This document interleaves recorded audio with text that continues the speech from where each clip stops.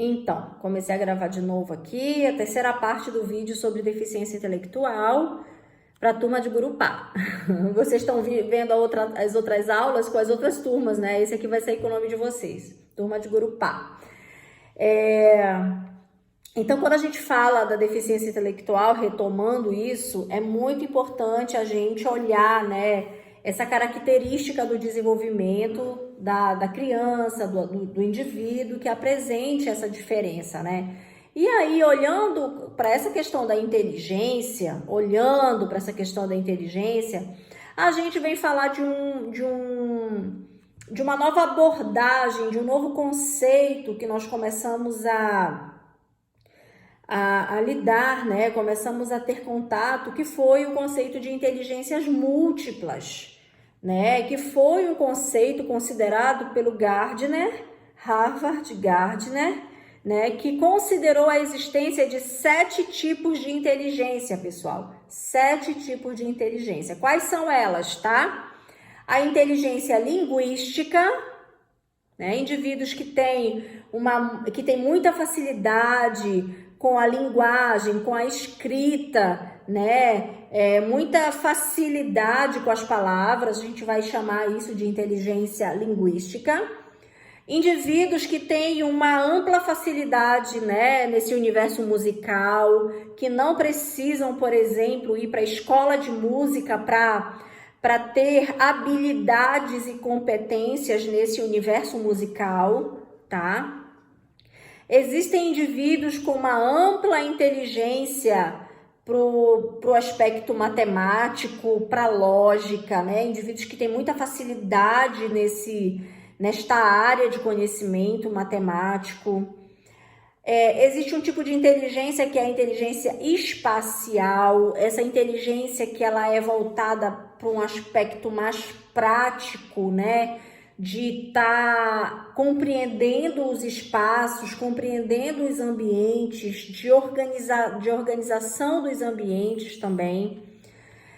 Inteligência corporal sinestésica, vocês já viram indivíduos que têm muita habilidade para dança, para movimento corporal, que tem muita habilidade e competência para esse tipo de comportamento? Pois é, o Gardner vai chamar isso de inteligência corporal sinestésica. E tem indivíduos que apresentam uma inteligência intrapessoal, pessoas que são mais introspectivas, mais tranquilas, mais calmas, né? mais centradas. A gente vai chamar isso de inteligência intrapessoal. E tem o tipo de inteligência interpessoal. Pessoas que têm muitas habilidades no trato com as outras pessoas. Pessoas que têm muitas habilidades no trato com o outro, né? Com as outras, de falar, de ter uma habilidade nesse convívio. A gente vai chamar isso de inteligência interpessoal. Mas qual é a vantagem disso para a inclusão? Quando a gente fala de inclusão, qual é a vantagem de se pensar nas inteligências múltiplas, pessoal? O que vocês acham disso? De pensar que existem muitas inteligências que não são somente aquelas inteligências do ABC, do 1, 2, 3. O que vocês acham disso? Qual é a vantagem disso para a inclusão? Para a educação inclusiva, para a inclusão social de um modo geral? Quero ouvir vocês.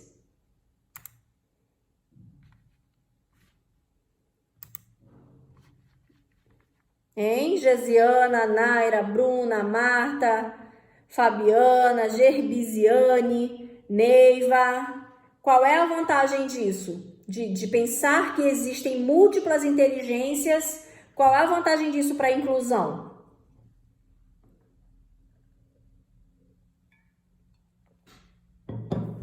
Vamos lá, gente. Vamos lá, vamos pensar. Vamos lá. Eliana.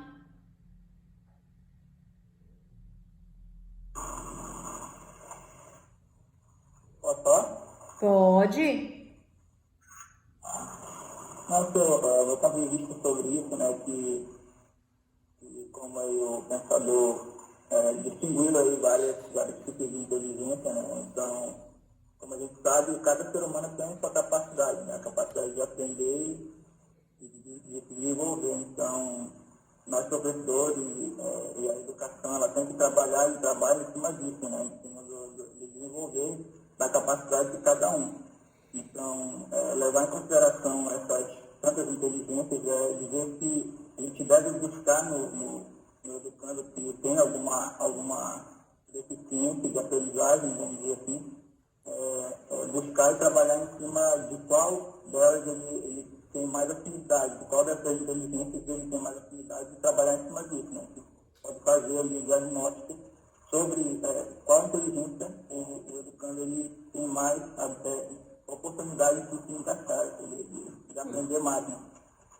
Isso, perfeito, exatamente, concordo plenamente, Jonas. É olhar os indivíduos em toda a sua potencialidade, né? Às vezes o indivíduo ele não tem habilidades para uma determinada disciplina, para uma determinada matéria, para um determinado aspecto, mas ele vai ter para outro. Então, explorar essa potencialidade para desenvolver cada vez mais esse aluno, né? Não deixar somente ele voltado para aquele universo fechado de sala de aula, do ABC, como eu falei, do 1, 2, 3, né? Mas explorar as potencialidades desse aluno. Isso é muito importante. Exatamente. Alguém mais quer falar sobre isso? É assim também, né, professor, aproveitar esse aluno para que ele também possa, né, compartilhar isso com os outros colegas, né? A facilidade, porque sempre diz que no processo de inclusão o principal objetivo é esse, é fazer a interação do outro, né? O aluno, porque a gente sabe que as salas de aula a gente entra com os alunos comuns, né? Que a gente se tem. Mas para o aluno ele se sentir realmente, né, incluso, respeitado, a gente tem que fazer isso. Sempre colocar aquele aluno que ele tem um pouquinho de dificuldade com aquele um que tem menos, né? Então, quando tu se sabe que dentro da sala de aula tem um aluno que tu vai focar realmente, aproveitar essa inteligência dele, mas que também para ajudar a turma em geral. Porque hoje, professora, a gente analisa assim, muitos dos nossos alunos, demais agora nesse meio, eles conseguem ter várias formas de aprender, até mesmo diferente da gente, de professor, como está ensinando. Então, esses meninos que ele tem essas inteligências aí, é isso que o Jonas disse, né? É aproveitar, focar naquilo para que ele não fique lá somente no ABC, né? E nem no 1, 2, 3, né? E nem retida, né?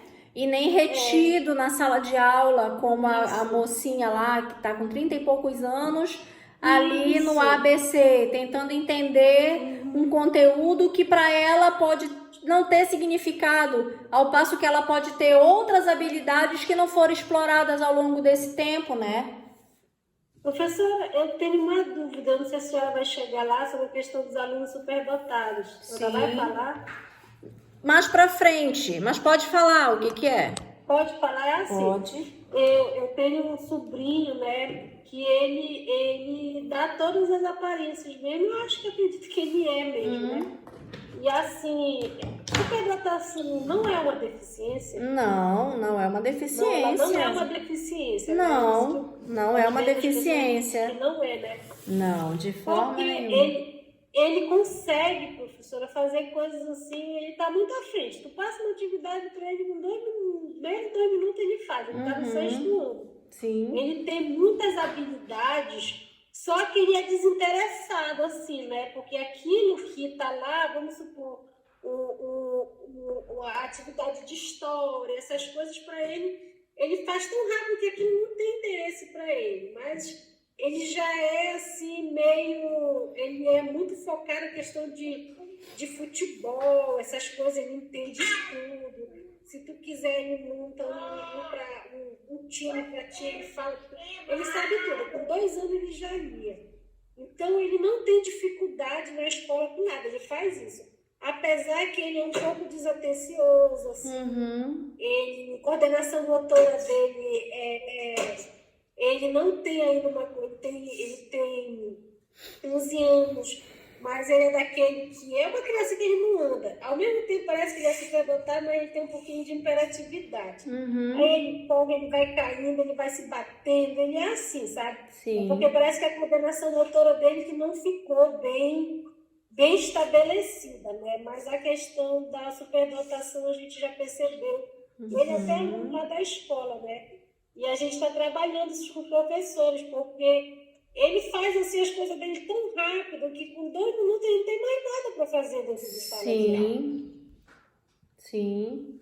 Mas é possível, tanto que a superdotação é chamado de altas habilidades, né? Então não tem nada de deficiência aí, pelo contrário, tem uma super habilidade funcionando aí, né? Então não é considerada deficiência e as pessoas que apresentam superdotação, elas apresentam outras dificuldades, como por exemplo, essa questão da adaptação nos ambientes, é uma das dificuldades que elas têm, né? Como elas estão além daquilo que o ambiente está ofertando, então as dificuldades de adaptação é uma das questões que implicam, né, nas pessoas com superdotação. Então o ambiente ele também tem que estar adaptado para trabalhar com essas pessoas, porque sempre vai estar além, né? Como você está falando, ele faz atividade em 2 minutos e aí o resto ele não tem nada para fazer, ele vai correr na sala, ele vai perturbar a turma, você está entendendo? Então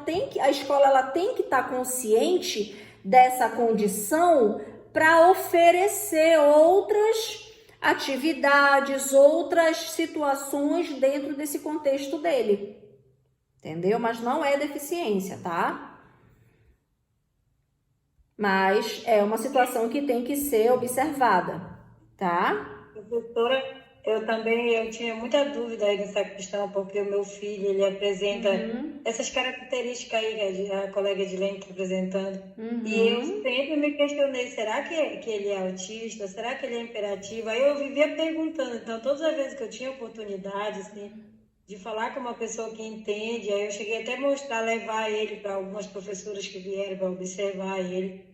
E aí ela me falou sobre isso, que muitos, na verdade, que já viram, descartaram a possibilidade de autismo, de hiperatividade. O que foi falado para mim foi essa questão de altas habilidades, porque assim, professora, por exemplo, ele é muito bom na leitura, ele aprendeu a ler com 3 anos, ele é aquela criança, por exemplo, com 3 anos ele aprendeu a ler. Aí tem aquela criança que lê por ler, né? Aí eu perguntava, quando ele lia, eu perguntava sobre o que é isso que tu tá falando, o que significa isso, e ele explicava, sabe, professora? Sim. Direitinho o significado daquilo, ele lia e compreendia o que ele estava lendo. Aí, só que aí ele tem a dificuldade dele estar na interação, professor. Ele é uma criança que ele não consegue interagir com outras. Ele, por exemplo, ele quer as coisas só para ele. E a outra dificuldade que ele tem é, por exemplo, na coordenação, como a colega Dilene falou, ele não gosta de pintar. Sim. Principalmente desenhos grandes, se ele vê, ele não quer fazer, mas ele gosta de escrever. Sim. Ele gosta, por exemplo, de matemática, adora continhas, mas se mandar ele pintar, por exemplo, pintar desenhos grandes, aí ele chora, ele não quer, aí ele inventa as coisas, entendeu? Sim. E também, por exemplo, interage brincadeiras, algumas brincadeiras, se ele fica assim, no máximo uns 2 minutos, ele já não quer mais, larga, Sim. Aí eu ficava me perguntando, né? O que será isso? Querendo entender, né? Onde ele se encaixava. Aí, como eu falei para a senhora, eu assisti 2 vezes o vídeo sobre o autismo, né? Que eu queria ver se tinha a ver com ele, que algumas coisas, assim, parecia assim que ele se enquadrava lá. Aí depois, já eu assistindo os outros, aí eu digo, se enquadra aqui, se enquadra ali, aí eu fiquei meio atordoada, sabe? Sei. Sim. Mas é importante ele fazer uma avaliação. Quantos anos ele tem? Ele tem 5 anos agora. É importante levar para fazer uma avaliação. Muito importante, tá? Professora, eu levei com uma professora que veio dar aula pra gente, na pós, quando eu fiz a pós, ela veio, uma professora especialista, né? Aí eu comentei com ela disse para mim que era para me levar ele, eu levei. Eu já levei também lá em Macapá, aí ele ficou observando ele. Aí o que ele falou para mim era que ele é uma criança que ele tem muita energia. Porque assim, ele fica, enquanto eu estava conversando lá com o médico, ele estava virando lá, olhando, lendo e mexendo para o lado, mesmo não sei o que, estava nem um instante.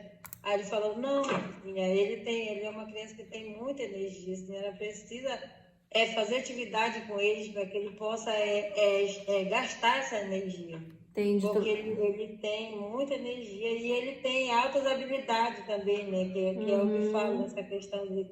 Em algumas áreas, né? Como ele falou, em algumas áreas ele tem altas habilidades. Aí foi o que eu citei, né? Essas questões que ele apresentava dificuldade. Ele disse, não, mas é isso. E aí... Mas aí, mesmo assim, eu não tenho dúvidas ainda, tá? Sobre essa questão dele. Sim. Tem que levar com especialista, neuropediatra ou psicóloga. A psicóloga é especialista em desenvolvimento infantil, comportamento, tá? Porque precisa avaliar. Ele ainda tá em tempo da gente falar de intervenção precoce. 5 anos ainda tá em tempo. Tá? Então é muito importante não deixar passar muito. Tá bom? Traz ele aqui, Altamira, que eu avalio ele para ti. Ô, professora, é tão difícil para mim aí. Não tem como a senhora avaliar ele online? Difícil. É difícil. Tem que ser presencial, gente. Vamos torcer para a pandemia passar, que aí na próxima disciplina eu vou presencial aí, né? Certo? Vamos caminhando então aqui para a gente fechar. A inclusão, né, de alunos com deficiência intelectual, isso naquele livro, nos primeiros capítulos, a gente quer o livro do Steinbeck, que afirma, né, que a inclusão é um aspecto extremamente importante na inclusão de alunos com DI, trilhando novos caminhos educacionais, pensando não somente na alfabetização deles, né, como também na modificação curricular da escola de ensino regular para atender suas necessidades especiais.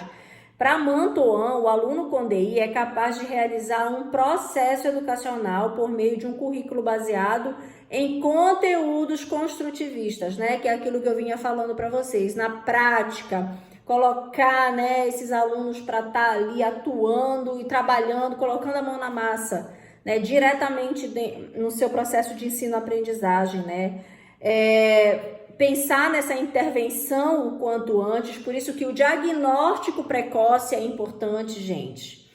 É muito importante pensar no diagnóstico, falar em diagnóstico precoce, para falar de intervenção precoce. Quanto mais cedo for feita essa intervenção, for feito esse diagnóstico, mais resultados mais positivos esse indivíduo vai ter. Então, é preciso correr contra o tempo. Suspeitou que a criança tem alguma coisa? Não espera, gente. Criança está com atraso de fala? Leva para o fonoaudiólogo. Criança não consegue caminhar? Leva para o neuro, leva para o ortopedista, leva para o especialista da área. Não pode esperar, porque não podemos perder as oportunidades, né, de trabalhar e de melhorar o que está faltando, tá? Dessa forma, a gente precisa pensar a inclusão, tá? Não somente na inclusão educacional, mas a gente precisa pensar nessa inclusão social dos indivíduos com deficiência. Como é que fica um deficiente intelectual na sociedade? Como é que ele é visto? Né? Como é que uma pessoa com deficiência intelectual consegue ter a autonomia para viver em sociedade, garantindo, né, a sua subsistência, garantindo a sua adaptação, garantindo a sua socialização no meio da sociedade? Então é importante a gente pensar na inclusão, não somente na educação inclusiva, mas na inclusão social de modo geral. Mas quando a gente fala de inclusão social, a gente tem que falar em educação inclusiva, porque é onde tudo começa. A gente precisa pensar que esses indivíduos, eles têm que estar na escola, né? Eles têm que estar ali garantindo a sua educação. A gente só precisa entender como é que eles funcionam para fazer um planejamento adequado a esses indivíduos, né? Para garantir que eles possam ter as suas potencialidades bastante ativadas, bastante trabalhadas, de modo que eles tenham sucesso, enfim, para o resto da sua vida, né? Não é pensar na deficiência intelectual somente na criança, mas essa criança com DI, ela vai se tornar uma adolescente com DI, vai se tornar um adulto com DI, e aí como é que ficam essas pessoas em sociedade, né? Não somente na escola, mas na sociedade de modo geral, né? Então, quando eu falo trabalhar na prática, né, é isso aqui, é isso que vocês estão vendo, né? O modelo de escola construtivista é isso aqui, gente. Quando eu falo colocar a mão na massa, é isso aqui, ó.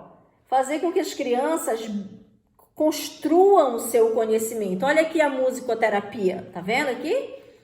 Olha aqui, trabalhar com o desenvolvimento sensorial da criança com autista. Lembram que lá na aula de autismo eu falei que alguns autistas apresentam hipersensibilidade sensorial? Olha aqui, ó. A criança trabalhando, desenvolvendo, né, as suas habilidades manuais, habilidades tátil. Olha aqui o trabalho de coordenação motora grossa, coordenação motora fina, né? Fazer com que essa sala de aula seja significativa para essa criança, que ela consiga aprender construindo o seu próprio conhecimento, as suas experiências, né? Na prática, uma criança com deficiência intelectual, você não pode ficar só no beabá, como eu falei. Tem que implementar atividades e usar recursos terapêuticos adequados para o desenvolvimento dessas potencialidades, tá bom? Então, é muito importante você, enquanto professor, enquanto professora, terem esse nível de entendimento para começar a implementar essas práticas pedagógicas potencializadoras. É muito importante isso, tá bom? Então, pensar, eu sei que é difícil o dia a dia da sala de aula, é difícil a falta de recurso, a falta de investimento é difícil, mas já foi bem mais difícil, né? Eu costumo dizer que hoje, com o recurso da internet, você consegue descobrir atividades que são feitas lá do outro lado do mundo e trazer para o teu mundo aqui, para o teu mundo aí na ilha, aí em Gurupá, aqui em Altamira, em qualquer lugar. É importante, é possível fazer isso, né? A internet, ela encurtou caminhos e possibilidades, né? Então, hoje é muito mais possível do que era há 10 anos, há 20 anos atrás, falar de inclusão e recursos educacionais para trabalhar com indivíduos que têm deficiência. Então, partir do conhecimento. A partir do momento que tu conheces, você se sente muito mais confiante e confortável para trabalhar, para desenvolver o seu trabalho. A partir do momento que tu conheces, tu te sentes muito mais seguro para trabalhar, né? Para desenvolver o seu trabalho, seja com o aluno com autismo, com a deficiência intelectual, com surdo-cegueira, que vai ser a nossa próxima aula. E aí é importante você trabalhar de modo seguro, de modo consciente, desenvolvendo, né, todo o seu potencial pedagógico, que eu tenho certeza que tem, precisa melhorar, precisa implementar, precisa conhecer. E é isso que é a proposta, né, da formação de vocês, garantir que vocês melhorem para poder trabalhar mais seguros, né?